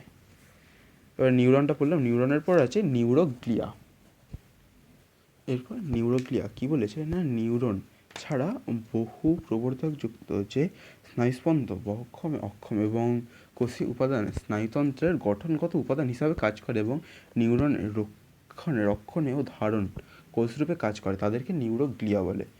এর বৈশিষ্ট্য কি? এটি বহু প্রবর্ধকযুক্ত হয়, বিভাজনে সক্ষম এবং স্নায়ুস্পন্দন পরিবহন করতে পারে না এবং স্নায়ুতন্ত্রের সমষ্টির প্রায় 90% হচ্ছে নিউরোগ্লিয়া। তো নিউরোগ্লিয়া দেখো, এই যেটা হচ্ছে নিউরনটাকে যে কানেক্ট করে এটা নিউরোগ্লিয়া বলে, মানে স্নায়ুর সাথে যে কানেক্ট করে, স্নায়ু সাথে যে কাজ করে নিউরনটাকে, এটাকে নিউরোগ্লিয়া বলে। এই যে নিউরোগ্লিয়াটা দড়ির মতো দেখতে পাচ্ছ। তো এর বৈশিষ্ট্য সম্পর্কে বললাম। এর কাজ কি? নিউরোগ্লিয়া স্নায়ুতন্ত্রের ধারক কোষ হিসাবে কাজ করে। এরপর স্নায়ু কি না, এটা স্নায়ু দেখতে পাচ্ছ, স্নায়ু হচ্ছে যোগকলার আবরণে আবৃত রক্তবাহকযুক্ত স্নায়ু তন্তুগুচ্ছ বা স্নায়ু। এটির কাজ কি না, গ্রাহক অংশ থেকে স্নায়বিক উদ্দীপনাকে কেন্দ্রীয় স্নায়ুতন্ত্রে প্রেরণ করা। কেন্দ্রীয় স্নায়ুতন্ত্রকে স্নায়বিক নির্দেশনা কারক অংশে প্রেরণ করাও তাদের কাজ নিয়ন্ত্রণ করে। মানে স্নায়ুতন্ত্রের সম্পর্ক বলেছে, যেমন অসংখ্য নিউরন স্নায়ুকোষে অ্যাকশন বা স্নায়ুতন্ত্রকে সমন্বয়ে গঠিত হয় স্নায়ু। তেমনই এখানে একটা উদাহরণ দিয়ে বলেছে, যেমন নিউরন আর নিউরোগ্লিয়া 10% 90% কাজ করে স্নায়ু গঠিত। স্নায়ু থেকে কিসে যায় না, মস্তক বা সুষুম্নাকাণ্ডে, এখান থেকে যায় স্নায়ুতন্ত্র বা কেন্দ্রীয় প্রাণীতন্ত্রে যায়। মানে এটা হচ্ছে তোমাদের একটা পথটা দেখিয়েছে। এরপর কী বলেছে, স্নায়ুর প্রকারভেদ। কি না, কার্যগতভাবে স্নায়ুকে 3 ভাগে ভাগ করা যায়। এটা একটা হচ্ছে অন্তর্বাহী স্নায়ু, আর হচ্ছে একটা বহির্বাহী স্নায়ু, আর একটা মিশ্র স্নায়ু। তো এই দেখো, একটা বহির্বাহী স্নায়ু আর একটা মিশ্র স্নায়ু। তো অন্তর্বাহী স্নায়ুটা কাকে বলে না, যেসব স্নায়ুগুলি গ্রাহক থেকে স্নায়ু উদ্দীপনাকে গ্রহণ করে স্নায়ুতন্ত্রে বহন করে, তাদেরকে অন্তর্বাহী স্নায়ু বলে। মানে স্নায়ুতন্ত্রে বহন করে নিয়ে যায়, তাকে অন্তর্বাহী স্নায়ু। বহির্বাহী কোনটা না, যে স্নায়ুগুলি স্নায়ুতন্ত্র থেকে স্নায়ুর নির্দেশ কারক অংশ থেকে প্রেরণ করে তাদের কাজ নিয়ন্ত্রণ করে, তাদের বহির্বাহী স্নায়ু। আর মিশ্র স্নায়ু কোনটা না, যে স্নায়ু সংজ্ঞা বা চেষ্টীয় স্নায়ুতন্ত্রের সমন্বয় তৈরি, তাদেরকেই এটা বলে। এই উদাহরণ দিয়েছে, এদের উদাহরণগুলো মনে রাখতে লাগবে না। এরপরে বলেছে কি না, স্নায়ু গ্রন্থি বা নার্ভ গ্যাংলিয়ন। কি না, কেন্দ্রীয় স্নায়ুতন্ত্রের বাইরে কতগুলি নিউরনের কোষদেহে অংশ একত্রিত হয় এবং যোগকলা আবরণী বেষ্টিত যে স্ফীতংশ গঠন করে, তাকেই স্নায়ুগ্রন্থি বা নার্ভ গ্যাংলিয়ন বলে। এটা দেখতে পাচ্ছ স্নায়ুগ্রন্থির একটা চিত্র। কী কী নিয়ে গঠিত? স্নায়ু আবরণী, ডেনড্রন, কোষদেহ আর অ্যাক্সন, এই 4টেকেই একত্রে যে গুচ্ছভাবে কাজ করে তাকে স্নায়ুগ্রন্থি। এর কাজ কি না, স্নায়ুগ্রন্থি হলো স্নায়ু উৎপন্ন হয় এখান থেকে বিশেষত রস বা নিউরো সিক্রেটারি ক্ষরণ করে স্নায়ুতন্ত্রকে সিক্ত রাখে। গ্রাসনালী, পাচকগ্রন্থি, অশ্বগ্রন্থি ইত্যাদি ক্ষরণে স্নায়ুগ্রন্থি দ্বারা নিয়ন্ত্রিত হয়। অমেরুদণ্ডী প্রাণীদের স্নায়ুগ্রন্থি থেকে নিউরোসেক্রেটারি হরমোন খরিত হয়। ঠিক আছে, এই 4টে কাজ তোমরা মনে রাখবে স্নায়ুগ্রন্থির। তাছাড়া এটা খুব বেশি ইম্পর্টেন্ট এই চ্যাপ্টারের মধ্যে, ইম্পর্টেন্ট টপিক নয়, কিন্তু তোমার জানতে হবে। এছাড়াও এরপর বলেছে সাইন্যাপসিস কি না, আচ্ছা এক কাজ করি, এটা আমরা কাজটাই করি। সাইন্যাপসিসটা কী কাজ করে, এর কাজ কি না, সাইন্যাপসিস স্নায়ুস্পন্দনকে একটি নিউরন থেকে পরবর্তী নিউরনে প্রেরণে সহায়তা করে।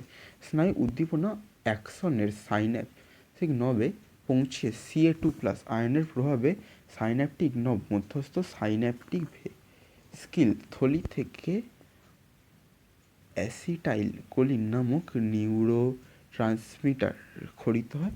এই নিউরোট্রান্সমিটার সাইন্যাপটিক কেফট অতিক্রম করে পাশ সাইন্যাপটিক পর্দার পেছনে পর্দাস্থিত গ্রাহক উদ্দীপক হলো স্নায়ুস্পন্দন ও পরিবাহিত করে। মানে এর মেন কাজটা কি, এর মেন কাজটা হচ্ছে এটা উদ্দীপিত হয়ে এটা স্নায়ুস্পন্দন পরিবহন করাটাই এর মেন কাজ, বা গ্যাংলিয়ন যেটা বললাম কী ছিল না, সরি সাইন্যাপসিসের মেন কাজ স্নায়ুস্পন্দনকে পরিবহন করা। এবারে দেখো স্নায়ুতন্ত্রের যে প্রকারভেদটা আমাদের দিয়ে দিয়েছে, প্রকারভেদটা কীরকম না, ফার্স্টে কেন্দ্রীয় স্নায়ুতন্ত্র থেকে 3টে ভাগে হয়, কেন্দ্রীয় স্নায়ু, প্রান্তীয় স্নায়ু ও স্বয়ংক্রিয় স্নায়ু। কেন্দ্রীয় স্নায়ুটা দুভাবে বিভক্ত, একটা মস্তিষ্ক সুষুম্নাকাণ্ড, প্রান্তীয় স্নায়ু দুভাবে, বায়ুজোড়া কর্টি স্নায়ু আর 31 সুষুম্না স্নায়ু। এবার স্বয়ংক্রিয় স্নায়ুতন্ত্র এটাও দুভাবে বিভক্ত, একটা সমবেদী আর একটা পরাসমবেদী। মস্তক যেটা, মস্তকটা আবার 3টে ভাগে, অগ্রমস্তক, মধ্যমস্তক, পশ্চাৎমস্তক। অগ্রমস্তকে থাকে গুরু মস্তিষ্ক আর থ্যালামাস হাইপোথ্যালামাস, পশ্চাৎমস্তক পন্স লঘু মস্তিষ্ক, আর একটা হচ্ছে সুষুম্না শীর্ষক। তো এইখানে আমরা যে পড়িয়ে খুব তাড়াতাড়ি পড়িয়ে চলে যাচ্ছি বাটগুলো, কেননা এইখান থেকে খুব একটা বেশি কোয়েশ্চেন আসে না। যেমন এখান থেকে ইম্পর্টেন্ট কোয়েশ্চেন যে কি না, কর্টিসনের সুষুম্না স্নায়ু, যেটা 12 জোড়া কর্টিসন, 31 জোড়া সুষুম্না স্নায়ু, এই দুটো ইম্পর্টেন্ট। এছাড়া এখানে মস্তিষ্ক সুষুম্নাকাণ্ড যে কেন্দ্রীয় স্নায়ুতন্ত্র, এটা বেশিরভাগ তোমরাই জানো আশা রাখি। এছাড়া এখান থেকে খুব বেশি ইম্পর্টেন্ট জিনিস কিছু নেই। যেমন অগ্রমস্তিষ্কের যে ভাগ বলেছে, এটা খুবই কম, মানে খুবই যদি কঠিন কোয়েশ্চেন কেউ করছে সেক্ষেত্রে এরকম কোয়েশ্চেন দেবে, অগ্রমস্তিষ্কের ভাগ বলো, পশ্চাৎ মস্তিষ্কের মধ্যে ভাগগুলো তোমরা ব্যাখ্যা করো, এরকম কোয়েশ্চেন সাধারণত আসে না। ওদের পড়িয়েছি যাই তোমরা জেনে রাখলে, তো এই নামগুলো শোনো মনে করতে পারবে। তাছাড়া এগুলো খুব বেশি ইম্পর্টেন্ট দিয়ে পড়ার দরকার নেই। মস্তক ও সুষুম্নাকাণ্ড, এই কেন্দ্রীয় স্নায়ুতন্ত্রের অংশ হিসাবে মস্তক এর বিভিন্ন অংশ এবং সুষুম্নাকাণ্ডের অবস্থান ও কাজ সম্পর্কে নিচে আলোচনা করা হলো। তো এবারে পড়ো মস্তকের বিভিন্ন অংশ সম্পর্কে। যেমন মস্তকের বিভিন্ন অংশে কী কী পড়ছে, ফার্স্টেই পড়ছে সেরিব্রাল কর্টেক্স। এটা হচ্ছে কি না, গুরু মস্তিষ্ক সেরিব্রাল বাইরের দিকে সেরিব্রাল কর্টেক্সটা অবস্থিত। অবস্থানটা থেকে এটার কাজ কি, এটি গুরু মস্তিষ্কের চিন্তা, স্মৃতি, বুদ্ধি প্রভৃতি, মানসিক বোধ, ভয়, ক্রোধ, আনন্দ প্রভৃতি চেতনাবোধকে নিয়ন্ত্রণ করে। গুরু মস্তিষ্কের অ্যাক্সিপিলাট লোবে দর্শন কেন্দ্র, ট্রম্পোরাল লোবে শ্রবণ কেন্দ্র উপস্থিত এবং যথাক্রমে দর্শন ও শ্রবণে সহায়তা করে। মনে রাখবে এই যে সেরিব্রাল কর্টেক্সটা, এটা হচ্ছে দর্শন ও শ্রবণে সহায়তা করে। এছাড়াও চাপ, তাপ, স্পর্শ, যন্ত্রণা, ঘ্রাণ প্রভৃতি অনুভূতি গ্রহণ ও তার বিশ্লেষণে সহায়তা করে। এছাড়াও ব্রোকাস অঞ্চল কথা বলতে এবং অঞ্চল মানে হচ্ছে সমন্বয় অঞ্চল ভাষা অনুধাবনে সহায়তা করে। মানে বিভিন্ন কথাবার্তা হচ্ছে মনে রাখা, স্মৃতি, শোনা, দেখা, এগুলো সব কিছুই। এছাড়া হচ্ছে বিভিন্ন স্পর্শ যন্ত্রণা বা হচ্ছে কোনো কিছু গন্ধ শোঁকা, এই সব কাজগুলোই এই সেরিব্রাল কর্টেক্সের মাধ্যমেই হয়ে থাকে, এই বেশিরভাগ কাজগুলোই। এরপর কি আছে, থ্যালামাসটা কি না, এটা হচ্ছে রিলে সেন্টার রূপে বিভিন্ন গ্রাহক থেকে আগত চাপ, তাপ, স্পর্শ, বেদনা, দর্শন উদ্দীপনাগুলি সেরিব্রাল কর্টেক্সে প্রেরণ করে থ্যালামাসটা, থ্যালামাস থেকে সেরিব্রাল কর্টেক্সে যায়। ঠিক আছে, তো এরপর কি না, এটি থ্যালামাস মানুষের ব্যক্তিত্ব, সামাজিক আচরণ, মানসিক আবেদন ইত্যাদি নিয়ন্ত্রণ করে। থ্যালামাস সকল প্রকার সুস্থ অনুভূতি, স্থূল অনুভূতি সর্বোচ্চ কেন্দ্রস্থল রূপে কাজ করে এবং সতর্কভাবে চেতনা প্রভৃতিগুলো চেতনা নিয়ন্ত্রণ করে। ঠিক আছে, এরপর হাইপোথ্যালামাস কি না থ্যালামাসের নিচের দিকে মস্তকের তৃতীয় নিলয় মেঝেতে হাইপোথ্যালামাস অবস্থিত। এর কাজ কি? দেহের তাপমাত্রা, নিদ্রা, জাগরণ ক্রিয়া নিয়ন্ত্রণ করে। এছাড়াও দেহে জলের জলসাম্য নিয়ন্ত্রণ করে, ক্ষুধা তৃষ্ণা নিয়ন্ত্রণে সহায়তা করে। হাইপোথ্যালামাস অগ্রপিটুইটারি হরমোন এর ক্ষরণ নিয়ন্ত্রণ করে ও পশ্চাৎ পিটুইটারি নিঃসৃত হরমোন দুটি এডিএইচ ও সংশ্লেষ ঘটায়। হাইপোথ্যালামাস সক্রিয় স্নায়ুতন্ত্রের সর্বোচ্চ কেন্দ্র হিসাবে কাজ করে। এরপর মধ্য মস্তিষ্ক, এর কাজ কি? না অগ্র ও পশ্চাৎ মস্তিষ্কের বিভিন্ন অংশের মধ্যে সমন্বয় সাধন করে, মানে দুটোকে কানেক্ট করে। এরপর দর্শন, শ্রবণ প্রভৃতি, মানে বেশিরভাগ অংশই দর্শন আর শ্রবণে বিভিন্ন অংশ এতে কাজে সাহায্য করে। সব থেকে ইম্পর্টেন্ট কোনটা? না যেটা ছিল হচ্ছে সব থেকে ইম্পর্টেন্ট কোনটা? না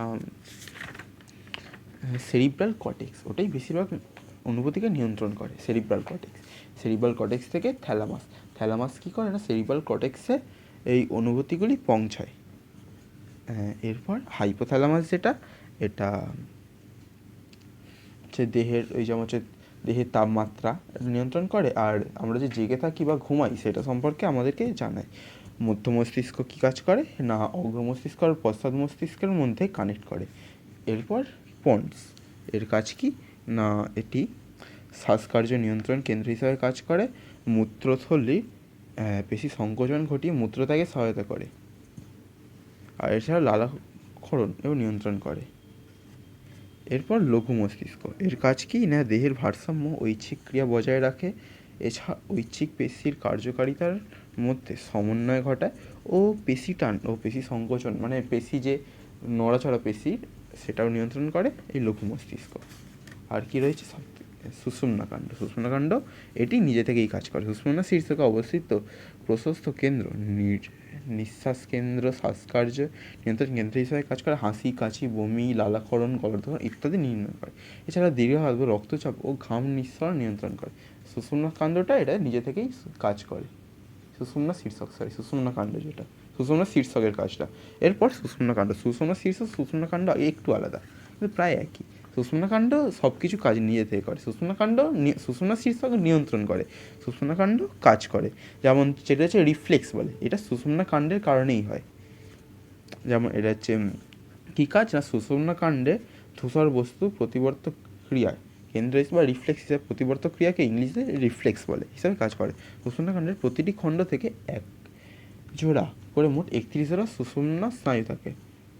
হ্যাঁ, তো সুষুম্না স্নায়ুর সংখ্যা কটা মনে রাখবো? 31 জোড়া। এটা ইম্পর্টেন্ট কোয়েশ্চেন একটা হতে পারে। সুষুম্না স্নায়ুর সংখ্যা কটা? 31 জোড়া। আর করটি স্নায়ু যেটা ছিল সেটার সংখ্যা 12 জোড়া থাকে। এটা পড়ে আছে। সুষুম্নাকাণ্ডের সংবেদনশীল স্নায়ুপথে এর মাধ্যমে মানে হচ্ছে অ্যাডস্ট্রিক ট্রাক্স এর মাধ্যমে সংবেদী উদ্দীপনা প্রান্তীয় স্নায়ু থেকে মস্তিষ্ক ও চেষ্টীয় স্নায়ুতে যায়। আর পথটা বলেছে স্বয়ংক্রিয় স্নায়ুতন্ত্রের কেন্দ্র হিসাবেও কাজ করে সুষুম্না কেন্দ্র। এরপর সুষুম্নাকাণ্ডের দুটো ভাগ হচ্ছে মেনিনজেস আর একটা হচ্ছে সেরিব্রোস্পাইনাল ফ্লুইড। মেনিনজেসটা কি কাজ করে? না কেন্দ্রীয় স্নায়ুতন্ত্রের বাইরে আঘাত সংক্রমণ থেকে রক্ষা করে। এছাড়া এটি এটি হচ্ছে করটি এবং মস্তকের অর্ধগোলার্ধে রক্ত সরবরাহ করে। আর সেরিব্রোস্পাইনাল ফ্লুইডের কাজ কি? মস্তক ও সুষুম্নাকাণ্ডের কলাকোষে পুষ্টিতে সহায়তা করে। এছাড়াও কেন্দ্রীয় স্নায়ুতন্ত্রকে সিক্ত রাখে বা আর্দ্র রাখে। এছাড়াও অভিঘাত শোষণ বা হচ্ছে কোনো আঘাত শোষক হিসাবেও কাজ করে সেরিব্রোস্পাইনাল ফ্লুইডটা। এটা কলাকোষে অক্সিজেন সরবরাহ করে এবং কলাকোষ উৎপন্ন বিপাকজাত দূষিত বা যেগুলো দূষিত পদার্থ থাকে সেটা বের করে দেয়। তো এবারে এখানে একটা ইম্পর্টেন্ট জিনিস হচ্ছে প্রতিবর্তক ক্রিয়া সম্পর্কে এখানে বলেছে। কি বলেছে? না প্রতিবর্তক ক্রিয়া হচ্ছে বাহ্যিক ও অভ্যন্তরীণ সংজ্ঞাবহ কোনো নির্দিষ্ট উদ্দীপনার প্রভাবে মস্তিষ্কের যে সরাসরি নির্দেশ সুষুম্নাকাণ্ড দ্বারা নিয়ন্ত্রিত দ্রুত স্বতঃস্ফূর্ত অনৈচ্ছিক প্রক্রিয়াকে প্রতিবর্তক ক্রিয়া বলে। এটা বিভিন্ন রকম হচ্ছে প্রতিবর্তক ক্রিয়া, যেটা এর মধ্যে দু রকমের প্রতিবর্তক, একটা জন্মগত আর একটা অর্জিত। জন্মগত কি? মানে যেটা মানুষের জন্মানোর আগে থেকেই শিখে জন্মায়, আর একটা হচ্ছে জন্মানোর পর শেখে। এটা কি হচ্ছে? যেমন হচ্ছে জন্মের সঙ্গে সঙ্গেই শিশুদের স্তনপানের চোখের সামনে হঠাৎ কিছু চলে এলে চোখ বন্ধ হয়ে যাবে, এটা হচ্ছে জন্মগত প্রতিবর্ত ক্রিয়া মানে হচ্ছে জন্মের পর থেকেই শিশুদের মধ্যে থাকে। আর অর্জিত বা যেটা অর্জন করে কি, যেমন হচ্ছে সাইকেল চালানো, শিশুদের হাঁটতে শেখা, কথা বলা, কবিতা মুখস্থ বলা, সাইকেল চালানো, সাঁতার কাটা, ক্রিকেট খেলা, এই সবগুলো কাজই এগুলো অর্জিত মানে এগুলো শেখা। প্রতিবর্ত পথ কী হচ্ছে যে পথে প্রতিবর্ত ক্রিয়াটা সম্পন্ন হয়। এই ছবিটা দেখলে তোমরা প্রতিবর্ত পথ সম্পর্কে বুঝতে পারবে। এর একটা তোমার ছবি হিসাবে আসতে পারে, এই ছবিটা তোমরা দেখে রাখবে। এমন কি এখানে হচ্ছে গ্রাহক, গ্রাহক থেকে স্নায়ুকেন্দ্রে যাচ্ছে, স্নায়ুকেন্দ্র থেকে কারকে। গ্রাহকে মানে ধরো যে কোনো কিছু হাতে উত্তাপ লাগলো, হাত সরাতে হবে, উত্তাপ লাগলো, এটা গ্রাহক। গ্রাহক থেকে স্নায়ুকেন্দ্রে গেল, থেকে কারকে, কারকে কী হলো না হাত সরে গেল। ঠিক আছে, তো এখানে উপাদানগুলো বলে দিয়ে প্রতিবর্ত পদের উপাদান কী কী না গ্রাহক। গ্রাহকটা তো কী শুনলে যেটা হচ্ছে গ্রহণ করে, তারপর সংবেদী বা সংজ্ঞাবাহু স্নায়ুকোষ যেটা হচ্ছে বার্তাটা বহন করে, এরপর স্নায়ুকেন্দ্র মানে যেখান থেকে ডিসাইড করে যে কী কাজ করতে হবে আসলে। তারপরে চেষ্টে অজ্ঞাবাহু বা বহির্বাহী স্নায়ুকেন্দ্র, স্নায়ুকেন্দ্র থেকে চেষ্টীয় নির্দেশনা কারক অংশে পৌঁছায়। এরপর কারক, কারক মানে যেটা কাজটা করে। যেমন এরপরে এখানে কিছু জীবনে দৈনন্দিন জীবনে যে প্রতিবর্ত ক্রিয়া এটার গুরুত্ব সম্পর্কে বলা হয়েছে, মানে কী কাজে আছে। দ্রুত চোখের পলক পড়া কখন হয়, যখন ধরো যে চোখের মধ্যে ধুলোবালি পড়ে যায় বা কোনো কিছু এসে পড়ে, তখন এটা হচ্ছে আমাদের ইচ্ছার বিরুদ্ধে ঘটে, তাই এটা প্রতিবর্ত। এছাড়াও আরও উদাহরণ আছে, যেমন কাশি হওয়া, যেমন হচ্ছে শ্বাসপথে মিউকাস পর্দায় সঞ্চয়, অস্বাভাবিক কোনো বহিরাগত বস্তু উপস্থিতিতে কাশি, এটা একটা প্রতিবর্তক ক্রিয়া যেটা। এরপর হাঁচি, নাকে কোনো কিছু, নাকের মিউকাস স্তরে কোনো কিছু প্রবেশ করলে হাঁচি হয়, এইগুলো প্রতিবর্তক ক্রিয়া। এরপরে আমাদের চোখের যে জ্ঞানেন্দ্রিয় এটা পড়তে হবে। এই যে চোখের আঁকাটা, এটা হচ্ছে চোখের আঁকাটা খুব ইম্পর্টেন্ট, এটা আমার মাধ্যমিক পরীক্ষায় আসে 1 বছর অন্তর অন্তর। তো এই আঁকাটাকেও ভালো করে প্র্যাকটিস করবে। তো এখানে এই আঁকাটা দেখাতে গেলে তো একটা পুরো আলাদা এই ভিডিও করতে হবে। তো এখানে এক কাজ করি আমরা, শুধু অবস্থান ঘটনা হচ্ছে অবস্থান কোথায় কী অবস্থিত আর তার কাজটা, অবস্থানটার থেকে বেশি ইম্পর্টেন্ট কাজটা, সেই অঙ্গগুলোর কাজ কি শুধু পড়ে যাই। যেমন চোখে অবস্থিত শ্বেতমণ্ডল, এর কাজ কি অক্ষিগোলকের আকৃতি প্রদান করে আর বাইরের আঘাত থেকে চোখকে রক্ষা করে। এরপর কর্নিয়া, কর্নিয়া কি যে মধ্যমা প্রতিস্থারক মধ্যমা রূপে কাজ করে। এছাড়া অক্ষিগোলক আলো প্রবেশ সহায়তা করে, স্বচ্ছ হওয়া আলোকরশ্মিকে প্রতিষ্ঠিত করে লেন্সে কেন্দ্রীভূত করে।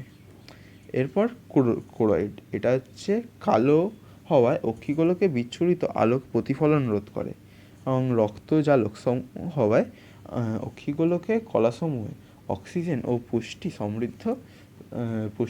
পদার্থ সমৃদ্ধ করে, এটা পুষ্টিও পদার্থ পাঠায় এই কোরয়েড। আর এটির রং কালো হওয়ায় চোখের মধ্যে হয় যে যখন আলোর দিকে দেখি যাতে সেই দেখার সময় অস্পষ্ট না হয়ে যায়, সেই জন্য আলোর বিচ্ছুরণটাকেও রোধ করে। এরপরে সিলিয়ারি বডি কী কাজ করে, সাসপেন্সারি লিগামেন্ট বলে, এটাকে সাসপেন্সারি লিগামেন্ট বলে। এটা হচ্ছে লেন্সকে ধরে রাখে।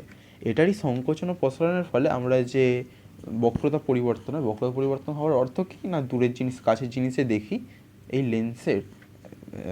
লেন্সের আকৃতি পরিবর্তনের জন্য এই স্প্রিং যেটা সাসপেন্সারি লিগামেন্ট, এইটাই চোখের অক্ষিগুলো কখনো ওই যে লেন্সকে কখনো প্রসারিত করে, সংকুচিত করে, ফলে দূরেরও কাছের জিনিস আমরা দূরেই দেখতে পাই। এবার আইরিসের কাজ কি না, তাররন্ধ্রের ব্যাসার্ধ ছোট বড় করে, অক্ষিগুলোকে আলো প্রবেশ নিয়ন্ত্রণ করে। আমরা যখন কিছু কাছের জিনিস দেখি তখন আলো বেশি প্রবেশ করতে হয়, বা অন্ধকারে দেখলে আলো বেশি প্রবেশ করতে হয়। কোনো জিনিস যদি হচ্ছে খুব বেশি আলোয় থাকে সেটাকে দেখতে গেলে আলো কম প্রবেশ করাতে হয়। যারা ক্যামেরার ক্ষেত্রে জানো এটা খুবই কাজে লাগে। এরপর পিউপিল বা তাররন্ধ্র, এর মধ্যেও আলো শুধু আলো প্রবেশ করে, কিন্তু এটা আইরিসটা আলো প্রবেশের পরিমাণটাকে নিয়ন্ত্রণ করে। এরপরে রেটিনা কি না, প্রতিবিম্ব বস্তুর প্রতিবিম্বকরণ করে, রডকোষ মৃদু আলো দেখতে আর কোন কোষ উজ্জ্বল আলোতে দেখতে সহায়তা করে ও বিভিন্ন বর্ণ চিনতে সাহায্য করে। অর্থাৎ এই রেটিনাই যে আমাদের হচ্ছে বিভিন্ন কালার দিয়ে কালারগুলোকে চিনে রাখতে সাহায্য করে। এবার লেন্স তো পড়লাম, লেন্সের হচ্ছে বক্রতা পরিবর্তনের জন্যই আমরা দূরেরও কাছে জিনিস দেখতে পাই। এবার অ্যাকুয়াস হিউমার আর ভিট্রিয়াস হিউমার, এই দুটো হচ্ছে চোখের মধ্যে অবস্থিত দুটি তরল। যা হচ্ছে মানে হচ্ছে আলোক রশ্মি প্রতিসরণে সহায়তা করে। আর এই ভিট্রিয়াস হচ্ছে চাপ আর চোখের মধ্যে যে চাপ, অভ্যন্তরীণ চাপও বজায় রাখে। এরপরে কনজাংটিভা, এটা হচ্ছে চোখের উপরে একটা প্রতিরোধক অংশ, যেটা চোখের মধ্যে ধুলো বালি পড়লে তা থেকে আটকায়। অশ্রুগ্রন্থির কাজ কি না অক্ষিগোলককে ভিজে রাখে, আর এর মধ্যে বিভিন্ন জীবাণুনাশক উৎসেচক থাকে, যে চোখের মধ্যে জীবাণু পড়লে তাকে রোধ করে।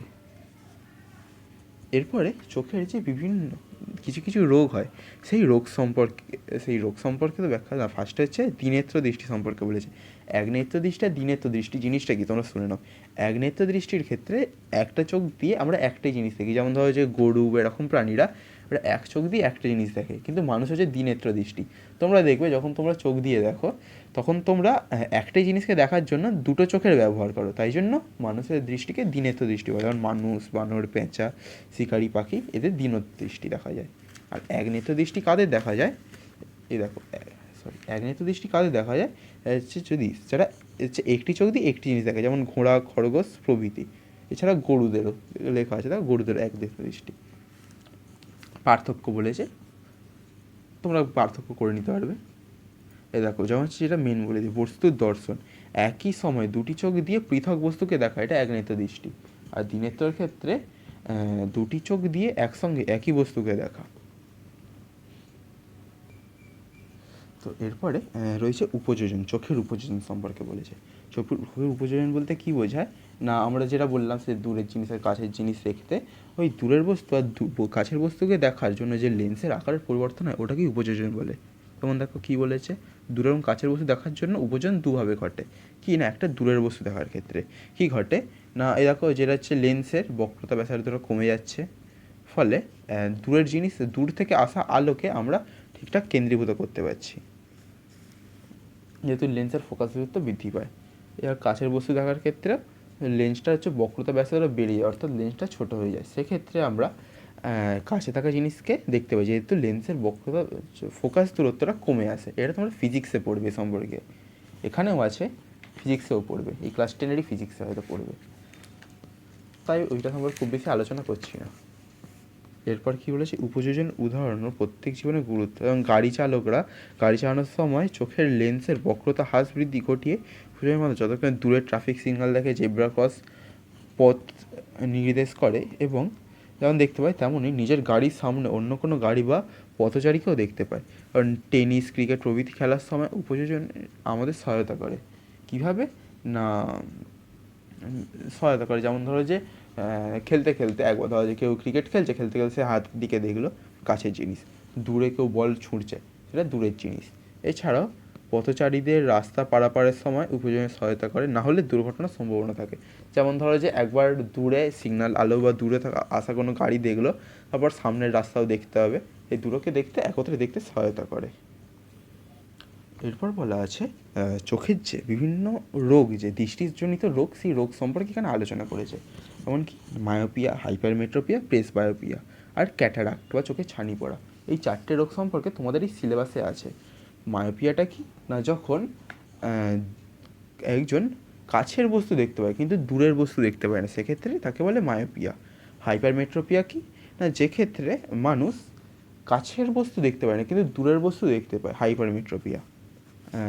প্রেসবায়োপিয়া কি না, হচ্ছে বয়সকালে বা 40 বছর বয়সের পর এই যে সাসপেনসরি লিগামেন্ট, যেটা চোখের লেন্সের যে বক্রতাকে নিয়ন্ত্রণ করতো, সেটা কর্মক্ষমতা কমে যাওয়ার কারণে, মানে অধিক দূরত্ব, অধিক কাছের জিনিস দেখতে, হ্যাঁ মানে হচ্ছে চোখের উপযোজনের যে ক্ষমতাটা সেটাই হ্রাস পায়, সেই কারণে এক রকমের লেন্স পাওয়া যায়, সেটাকে বলে বাইফোকাল লেন্স।